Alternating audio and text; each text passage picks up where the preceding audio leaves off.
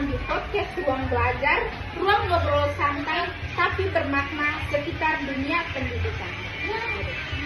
Betul banget, dan di episode kali ini kita akan membahas topik yang sangat relevan dengan perkembangan zaman, yaitu pendidikan inklusi di era digital.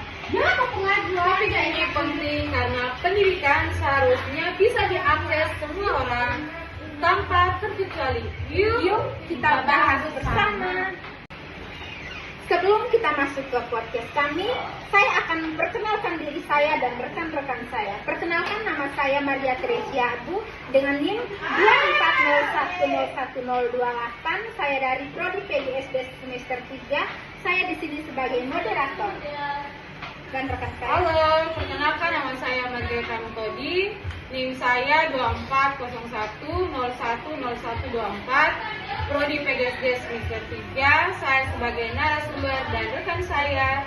Perkenalkan, nama lengkap saya Indah Lestania Billy. NIM saya 24101022.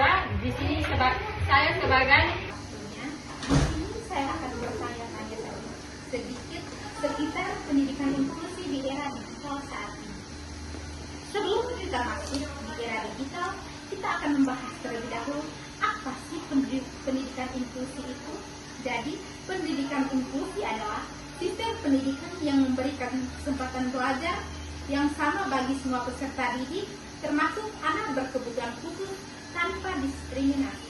Baik Ibu, saya akan bertanya kepada Ibu, yaitu mengapa pendidikan inklusi penting diterapkan? Menurut Ibu bagaimana? Oke, baik.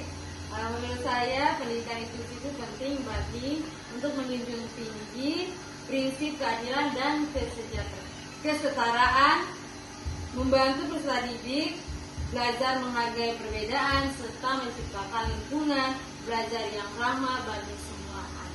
Wah, jawaban yang sangat bagus dan saya dapat menerima jawaban Ibu. Dan pertanyaan selanjutnya saya akan bertanya kepada Ibu, siapa saja sih yang termasuk dalam sasaran pendidikan inklusi? Oke, baik. Di sini sasaran pendidikan inklusi meliputi anak-anak yang berkebutuhan khusus, anak-anak dengan kemampuan dengan hambatan fisik, sosial, emosional, serta anak-anak dengan latar belakang yang berbeda, budaya, ekonomi, dan bahasa. Wah, jawaban yang sangat bagus Ibu. Jadi saya akan masuk ke pertanyaan selanjutnya. Pertanyaan selanjutnya adalah, apa peran guru dalam pendidikan inklusi? Jadi peran seorang guru itu seperti apa sih dalam pendidikan inklusi bagi seorang peserta didik? Khususnya bagi anak-anak yang berkebutuhan khusus. Menurut Ibu, peran guru itu seperti apa? Oke, baik.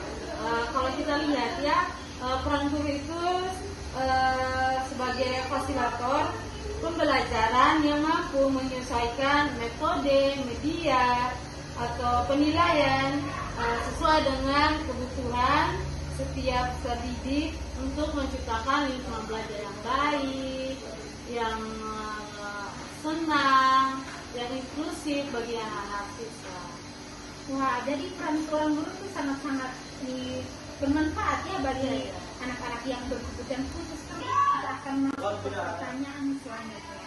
Menurut Ibu, bagaimana peran teknologi dalam pendidikan inklusi? Jadi peran teknologi itu pasti dia punya manfaatnya dalam pendidikan inklusi. Ya, baik Ibu, saya akan menjawab. Peran teknologi dalam pendidikan inklusi, teknologi membantu peserta didik berkebutuhan khusus melalui media pembelajaran digital, aplikasi pendukung seperti text to speech, pembelajaran daring, serta akses materi yang mudah diadaptasi.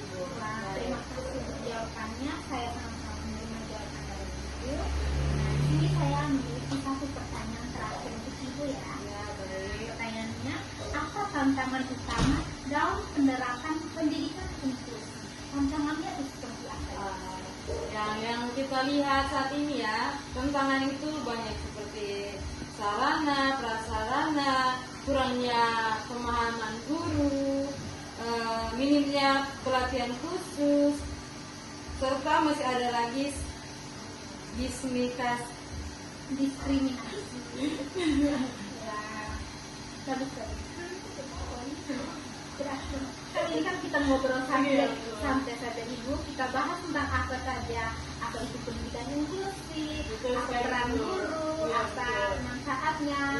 Kan ini pendidikan inklusif itu sangat penting, khususnya bagi anak-anak yang berkebutuhan khusus ya Ibu ya. Terima kasih Ibu karena jawaban Ibu tuh benar-benar dapat membuat saya paham dan mengerti apa itu pendidikan inklusif, peran guru dan banyak manfaatnya. Terima kasih telah menyaksikan podcast kami bertiga. Saya Maria, Saya Margareta. saya Imelda. Kami undur diri. Terima kasih.